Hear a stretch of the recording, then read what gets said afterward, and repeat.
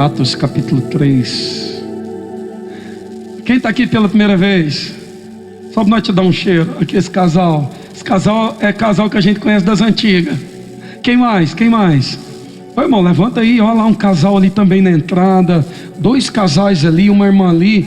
Lá atrás aqui, ó. Vamos fazer alguma coisa, senão eu desço e vou aí. Abraça eles aí. Dá um cheiro neles. Glória a Deus. Quem encontrou a Bíblia, diga amém. Livro de Atos. Atos capítulo 3. Aquilo que te pune, aquilo que vai te tolir, isso é religião. Aqui, se você quiser sair daqui e sentar bem aqui pertinho de mim, você pode. Mesmo. Tem palavra aqui. Um dia nós estávamos aqui numa palavra, o pastor Murilo saiu dali, eu acho que ele pensou que era uma piscina. Ele veio aqui, ele pulou. Eu falei, meu Deus. Pulou aqui, irmão. Deitou aqui. Olha aqui. Gente, isso é uma falta de respeito. Que falta de respeito? Isso é liberdade. Ou quando seu filho chega na tua casa, ele não tem liberdade para sentar lá nesse lugar onde só você que gosta. Sabe o sofá que tem a marca das suas costas assim? Hã? Porque tá preto, tá parecendo aquela nódia que tem entre os dedos de pé de menina, né? Os filhos não chegam lá, o pai não acha bom que ele senta lá. Hoje lá em casa estava meio frio, eu peguei um negocinho aqui para... O cidadão já virou para mim e falou assim, graças a Deus que o senhor vai aquecer porque eu vou com a blusa do manto. Deus hoje mostrou, queridos, para uma intercessora uma ponte, um caminho. Ele começava de madeira, mas ele terminava de ouro. Deus hoje mostrou, queridos, para uma intercessora uma ponte, um caminho. Ele começava de madeira, mas ele terminava de ouro. Havia relógios por esse caminho. Relógios fala de tempo, ponte fala de caminho. Jesus é o único caminho sobre esse tempo. Esse caminho nos levava a uma fonte, onde anjos estavam guardando essa fonte com espadas. E o que Deus tem preparado para você, Ele está guardando, irmão. Ninguém tem acesso a isso, só você. Por isso, quanto mais próximo, mais dentro dele Ele estiver, e mais dentro de você Ele estiver, mais rápido você chega nessa fonte que está guardada, amém? O Senhor mostrou também que o nível da adoração hoje, uma intercessora conseguiu ver a terra pelo lado de fora, e ela viu que a adoração saía para fora da terra, ia e chegava aos céus, ao lugar do trono do Senhor. Como é bom ser livre, amém? Para adorar, para servir ao Pai. Atos, Pedro e João, capítulo 3 do livro de Atos dos Apóstolos. Pedro e João subiam ao templo para a oração da hora nona. Que hora é essa? 3 da tarde para o povo judeu. Porque o povo judeu, eles não vivem segundo o calendário solar, mas eles vivem segundo o calendário lunar. Ontem o Patrick estava nos dizendo o quanto que eles trabalham no hospital quando é lua cheia ou nova, Patrick? Lua nova, porque muitas grávidas dão à luz na lua nova. Israel conseguia discernir o tempo a partir do quê? A partir dos movimentos da lua. Israel sabia quando tinha que plantar. Israel sabia quando tinha que colher. Israel sabia quando era mudança de estação. Israel conseguia discernir a mudança de estação a partir dos sinais que não estavam na terra, mas dos sinais que estavam aonde? No céu. E a lua cooperava para estes sinais. Por isso o calendário dos judeus é o que? Lunar. Então a 3ª hora do dia, a 9ª hora do dia é às 3 da tarde. Encontramos aqui 2 apóstolos. Quem são eles? Pedro e João. Quem é Pedro? Pedro é aquele que deu muito trabalho para Jesus. Pedro era o cara que estava pronto para tudo. Jesus nunca encontrou Pedro desanimado. Dormindo, sim, porque ele era carne. Ele teve um momento que ele não suportou, ele dormiu. Tem irmãos que acompanham todo o nosso culto aqui dormindo, irmão. Mas está aqui, pronto para tudo. Estou dormindo, mas estou pronto. Para quê? Para acordar a hora. Então, Pedro é aquele que não tem medo de errar. Pedro não tem medo do ridículo. Você sabia que tem gente que não ganha, que não prospera porque ele tem medo de errar? Você sabia que tem gente que não cresce na vida porque tem medo de se arriscar? E se der errado? O problema é chegar no fim da vida e você disser assim: eu poderia ter me arriscado. Quem tem medo de errar, tem medo de acertar também. Quem tem medo do ridículo, de se expor, tem gente que não prega o evangelho, não é a religião, não prega o evangelho porque tem vergonha. Jesus disse: aquele que se envergonhar de mim, eu o quê? Me envergonharei dele diante do Pai. Pedro estava pronto, vamos. Pedro estava tão pronto que andava, certo? Era filho de cearense, andava com a peixeira para andar com Jesus.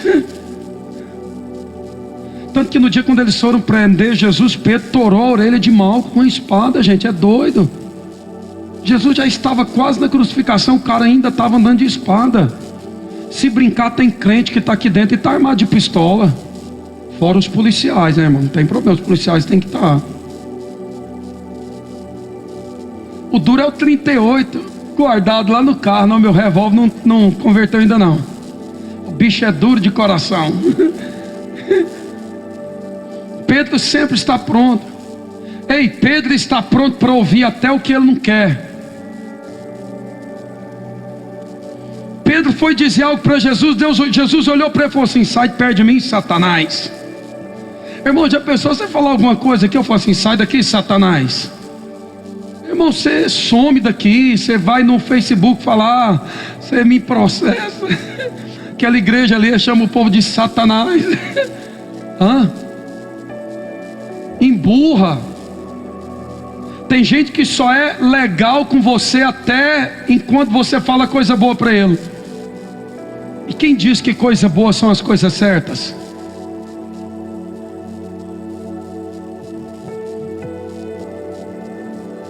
Pedro é aquele que sempre está dando uma bicuda num.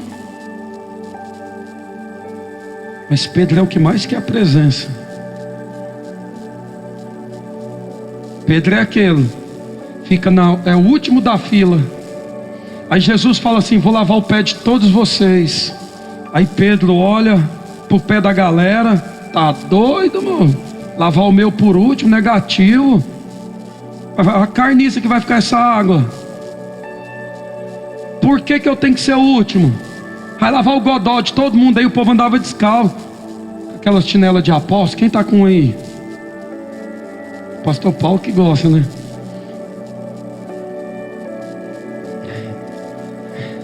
Aí Pedro está vendo a bacia d'água. Falou: não, eu sou o último, negativo. Lava o meu? Lava não. Jesus falou assim: não tem problema, Pedro, eu não lavar o seu pé. Mas se eu não lavar o seu pé, você não tem parte comigo no reino. Falou: não, na verdade não é o pé, eu quero é tomar banho com essa água. Me dá um banho. Então você está entendendo o destempero de Pedro? Pedro tem a ver comigo e com você, irmão. Você está se sentindo um João aí, o amado, o querido, o que reclina a cabeça no peito do Pai. Ai, amado. Mas na hora que tinha gente querendo um lugar lá, falou: mano, mandar ficar aí fogo do céu e matar todo mundo. É, o filho do trovão quer matar todo mundo com fogo. Ele é o amado.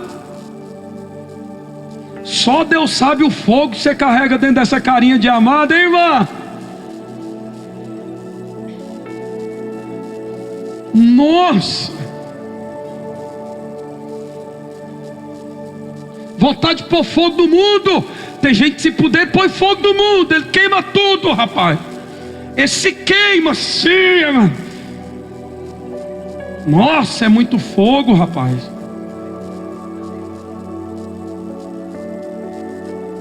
Mas e se Jesus te chamasse de Satanás?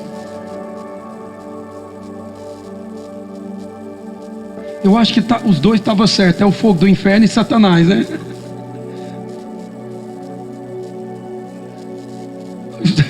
Vão esses dois caras juntos, irmão. Meu Deus do céu. Só que eles estão transformados, irmão. Porque a Bíblia não diz que nós somos transformados de crise em crise. Nós somos transformados de glória em glória. Aí tá os dois indo para o templo. O mesmo cara que arranca a orelha de quem toca em Jesus é o cara que Jesus fala assim: Pedro, tu és uma pequena pedra, mas sobre esta pedra edificarei a minha igreja. As portas do inferno não prevalecerão contra ela. Jesus olha para Pedro e diz assim: Pedro, e eu te darei as chaves do reino, e tudo que você ligar na terra será ligado nos céus. Uau! E tudo que você desligar na terra será desligado dos céus. E esses dois estão indo ao templo para orar. 3 da tarde, era levado um homem coxo de nascença. Era eles que estavam levando? Não, alguém estava levando um coxo de nascença para o templo, a qual punham diariamente à porta do templo, chamada o quê? Formosa, para pedir esmolas aos que entravam. Vendo ele a Pedro e João, que iam entrar no templo, implorava que lhes desse uma esmola. Pedro, fitando-o juntamente com João, disse: olha para nós.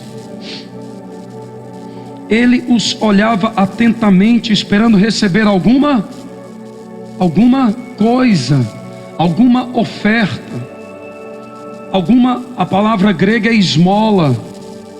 A palavra esmola em hebraico, ela não tem significado, porque ela entra dentro de um significado que é universal dentro da cultura judaica.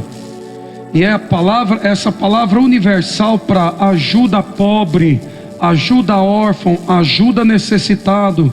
E esmola em hebraico é tzedaká. O que é tzedaká? É um ato de justiça que você presta a alguém. Então o aleijado, o coxo, está esperando um ato de quê? De justiça de alguém. Todos os dias ele está na porta do templo, chamada de quê? Formosa. E os judeus estão indo para orar, para buscar a presença, e ninguém aplica um ato de justiça àquele coxo que é impuro, que não tem como trabalhar, não tem como fazer. E aí Pedro e João chegam e dizem o que? Olha para nós.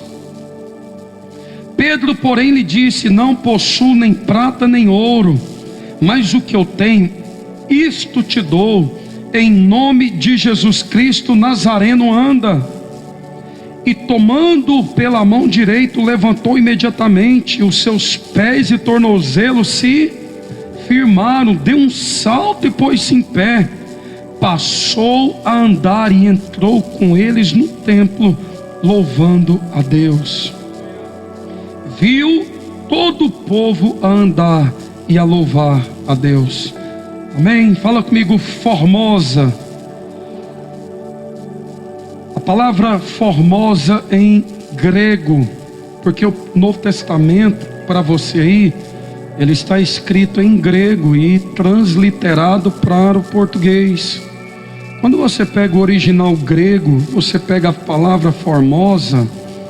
Formosa, a Bíblia diz que eles foram ao templo, e nesse templo tinha uma porta assim. E qual era o nome dessa porta? Qual era o nome da porta? O nome da porta era Formosa. E a palavra Formosa é muito usada pelos gregos desde a mitologia. Qual é o significado da palavra Formosa em grego? O significado é aquela que floresce abundantemente, frutifica abundantemente na estação certa. Presta atenção. Olha o que significa essa porta. É uma porta do templo de Salomão, chamada Formosa. E o significado desta porta é aquela que frutifica abundantemente na estação certa, aquela que floresce abundantemente na estação certa. Então olha para quem está do seu lado, diga: Deus tem mais do que uma porta para você. Diga: Deus tem uma porta que floresce, que frutifica dentro de uma estação certa. Agora põe a responsabilidade e diga: não bata na porta errada.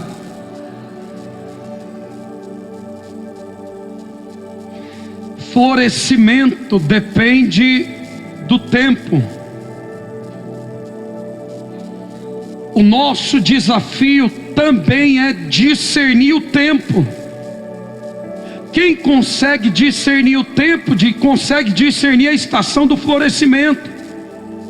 Logo ele não vai bater na porta errada.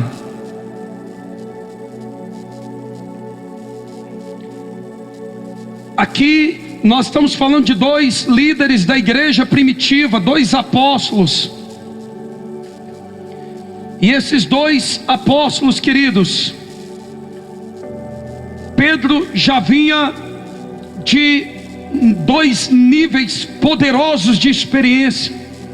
Primeiro, a descida do Espírito Santo no cenáculo. E a partir daquela primeira visitação, Pedro sai do cenáculo e 3.000 judeus se convertem a Jesus. Depois, em mais uma estação rápida, mais 5.000 pessoas. Então estamos vendo dois homens que já têm uma experiência com o reino. E os dois vão juntos para o templo. A entrada do templo, eles entram pela porta formosa, que depois veio a ser a porta dourada, que hoje está fechada. Ela está fechada, mas ela já esteve aberta. Vou repetir. Ela está fechada hoje, mas ela já esteve aberta. Vou repetir. Ela está fechada, mas ela já esteve aberta. E o que foi que fez Deus fechar a porta dourada? A perca da revelação. Quando os judeus perderam a revelação da palavra, Ezequiel escreve: eu mesmo, diz o Senhor, fechei a porta para ninguém mais abrir. Querido, deixa eu te dizer uma coisa: tem porta na sua vida que, se for fechada por falta de revelação, não tem homem de Deus na terra capaz de orar e essa porta abrir. Um dia ela esteve aberta, mas agora ela está fechada. Quando eu perco a revelação da palavra, eu perco os princípios do coração. A porta dourada era toda revestida de cobre polido. Ela tinha prata, ela tinha ouro nela, mas ela era toda revestida de cobre polido, de um homem rico de Corinto. Quando aquela porta foi ser reedificada, esse empresário da cidade de Corinto, ele envia ouro polido para revestir aquela porta. Então havia muita riqueza na porta. E nós estamos encontrando um coxo na porta. A porta formosa era a porta que dava acesso primeiramente ao pátio das mulheres. E na entrada dessa porta, juntamente com o pátio das mulheres, era onde estavam os gasofiláceos do templo. E onde estavam os gasofiláceos do templo, então os coxos, aqueles que precisavam de um ato de justiça, eles eram colocados. Por quê? Por que que eles eram colocados nesta porta? Porque aqueles que entravam pela porta formosa, eles entravam primeiramente para entregar as suas o quê? Porque os gasofiláceos estavam na entrada. Então logo era natural colocar alguém que precisa de esmola, de dinheiro, perto do gasofilácio. Por quê?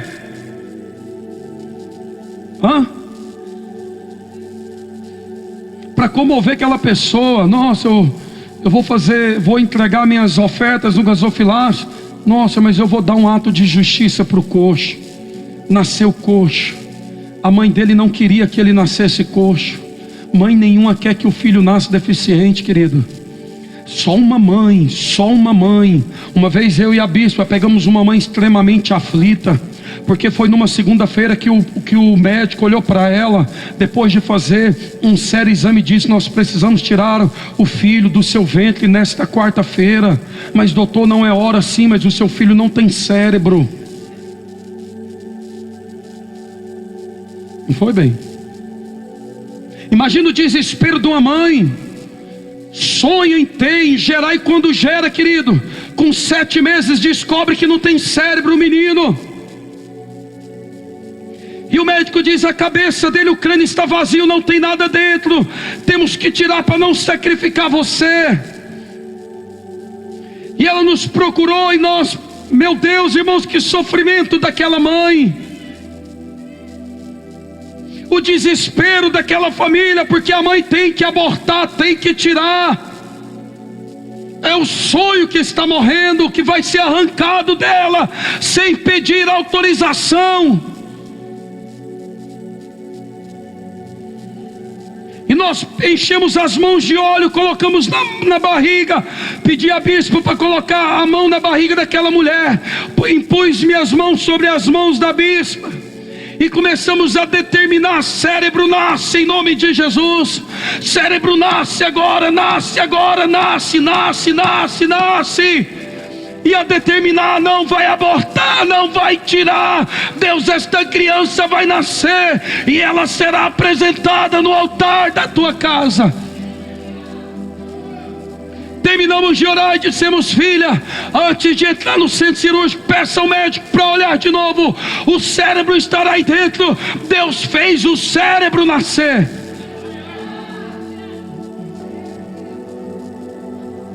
Três meses depois, nós estávamos com aquela criança, apresentando ao Senhor no altar, dizendo: santificamos ao Senhor.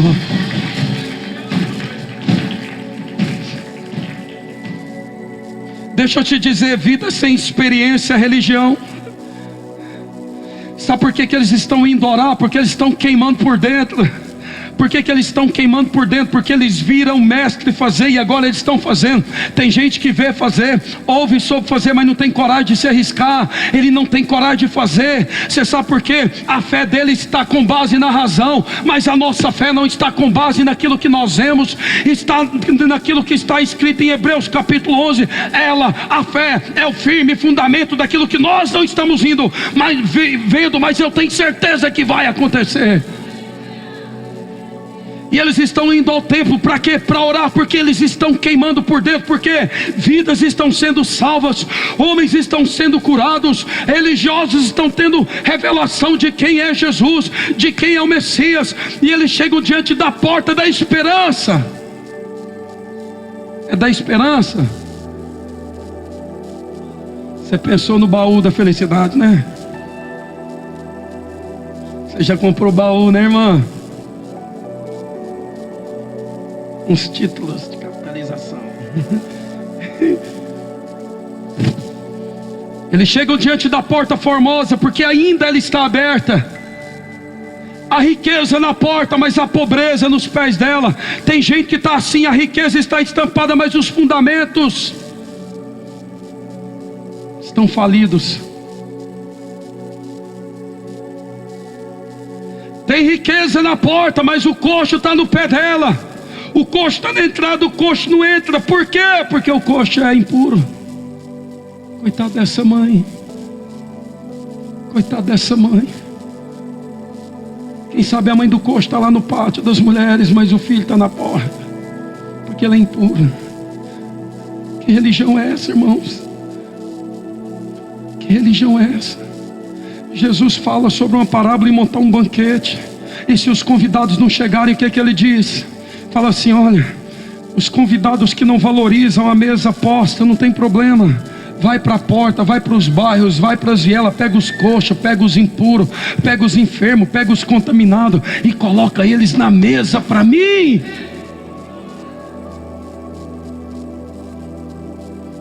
E não adianta ter o ornamento, mas ter perdido a revelação. Essa porta vai ser fechada. Se você quiser ver essa porta fechada em novembro, vem comigo. Em novembro nós vamos para Israel, irmãos. Viu? Quem tem um sonho de ir à Terra Santa, levanta a mão aí para o anjo registrar hoje. Esse ano, quem tem fé para ir esse ano?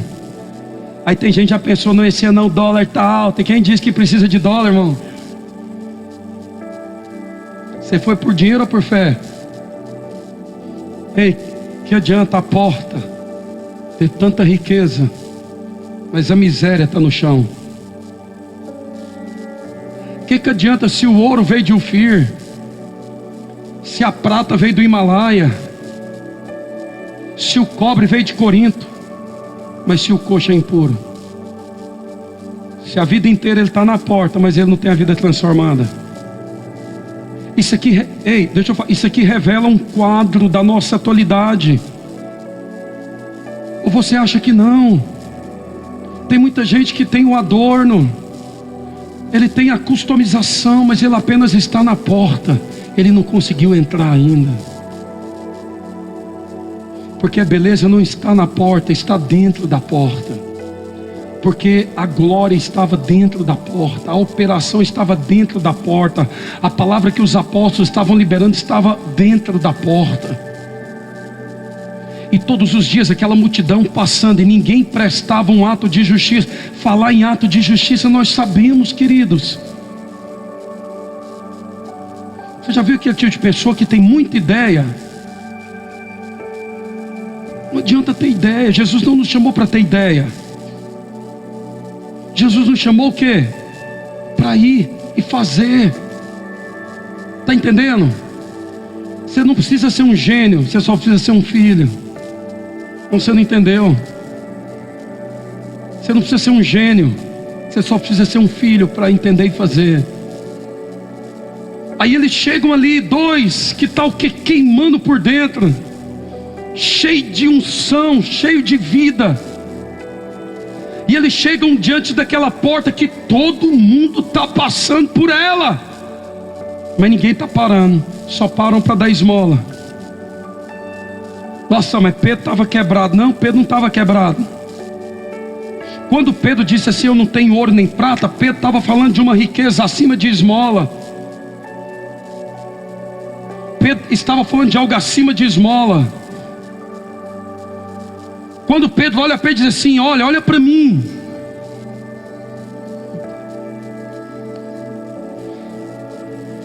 Se as pessoas olharem para nós, queridas, as pessoas que estão lá fora, quando elas olham para nós, o que elas encontram em nós?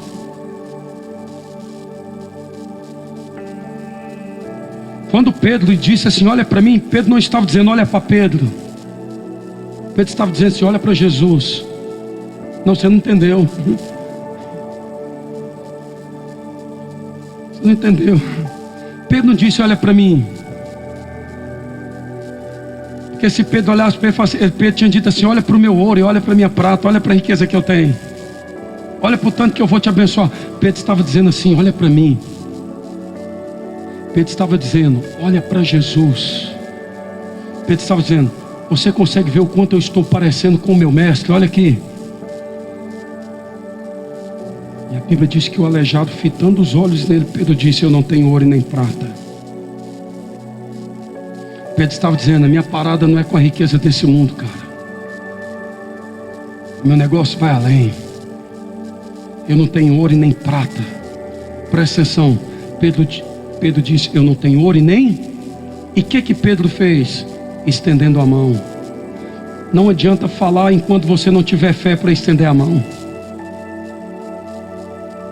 Não, estender a mão é semear.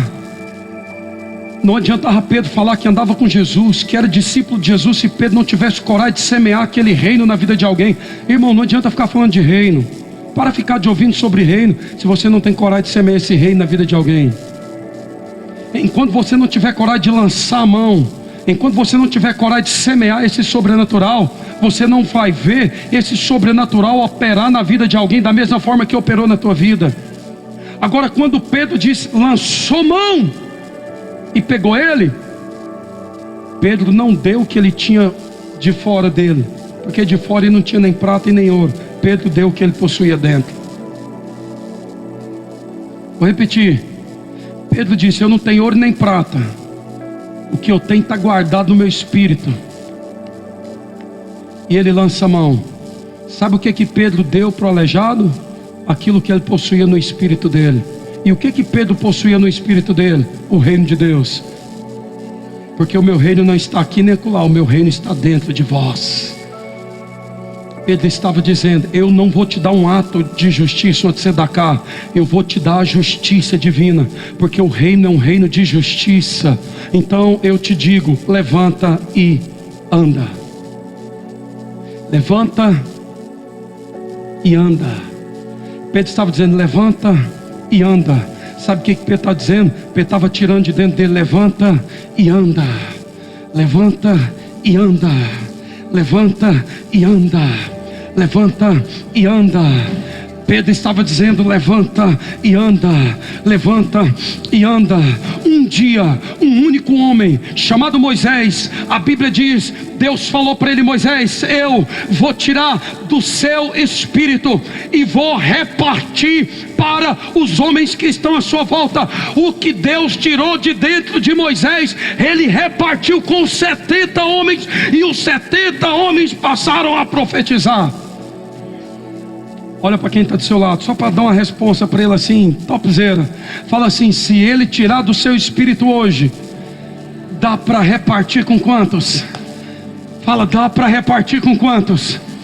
Fala para ele, a unção que está aí dentro, dá para repartir com quantos, queridos? Não fica sério não, irmão, fica alegre. Porque não importa se você foi um grande pecador, Ele te ama porque você foi um grande pecador. Não tem a ver se você errou muito, tem a ver com o tanto que Ele te ama, e tem a ver com o tanto que Ele tem liberado aí dentro do teu espírito, e tem a ver com quantos coxos Ele quer levantar. Tem a ver, não é com quem está morrendo na porta, é com quem através da assunção vai entrar para dentro da porta. Porque Pedro disse, eu não tenho prata nem ouro, mas o que eu tenho, eu te dou. E Pedro tirou do espírito, estendeu a mão e disse, em nome de Jesus Cristo Nazareno, levanta e anda. A Bíblia diz que ele ficou em pé, e ele pulou, e agora o que ele fez? Ele entrou para dentro do templo, e sabe o que ele fez? As pessoas dentro do templo passaram a ver que ele fazia o que? Ele louvava e adorava o nome do Senhor. Ei, o milagre que é tirado de dentro de nós para alcançar uma pessoa, ela não glorifica o nome da igreja, e nem glorifica o nome do homem, ela glorifica o nome do Senhor. Porque Pedro agora podia falar assim, eu sou a bala que vai matar o João Leno ainda.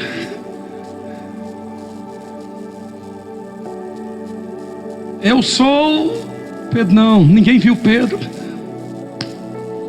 porque Pedro já tinha entrado na glória, irmão. Pedro já tinha entrado na presença. Eles não conseguiram ver nem Pedro e nem João. A única coisa que eles viram foram coxa pulando, dançando e celebrando e entregando a honra a quem lhe é devida. Aqui eu termino dizendo, existe um investimento que foi feito pela tua vida. Deixa eu te dizer, a religião serve para trazer adorno nas portas. Jesus morreu para nos dar vida no Espírito, poder no Espírito. Vou repetir, vida no Espírito, poder no Espírito, força no Espírito. Quantas vezes você olha para uma pessoa e você tem dó, misericórdia e pena dela, e você diz, oh meu Deus, por que essa pessoa está assim? Tenta ouvir a voz do Senhor, que você vai escutar dizer: sabe por que Ele está assim? Porque eu dei unção para você transformar a vida dele. Então ele não sabe, mas há algo dentro de você. Não tem a ver comigo mais, tem a ver com você liberar aquilo que eu coloquei dentro de você. Ei, deixa eu te falar, não tem a ver com a resposta do céu, tem a ver com a resposta que está dentro do teu espírito. Não tem a ver com a notícia que o céu vai promover, tem a ver com a notícia que o seu espírito vai dar àquela pessoa. Ei, irmão, deixa eu te falar, eu não tinha um cérebro dentro do meu espírito não, mas Deus nos deu autoridade. Eu vou dar um cérebro para essa criança, porque eu tenho. Não, nós apenas decretamos: vai nascer em nome de Jesus. Então deixa eu te explicar uma coisa, tem muita coisa que não nasceu ainda, porque você não teve coragem de tirar de dentro de você. Tem muita coisa que você não venceu ainda, porque você não tirou essa vitória de dentro de você. Não tem a ver com conhecimento, tem a ver com autoridade e poder. Tem a ver com manifestação do reino de Deus. O que Pedro e João deu àquele coxo era o que pertencia a Jesus e não o que pertencia a eles. Deixa eu te dizer, querido, levanta a sua cabeça, cara. Você é muito precioso. Você vale muito. Por isso Satanás luta tanto contra a tua vida.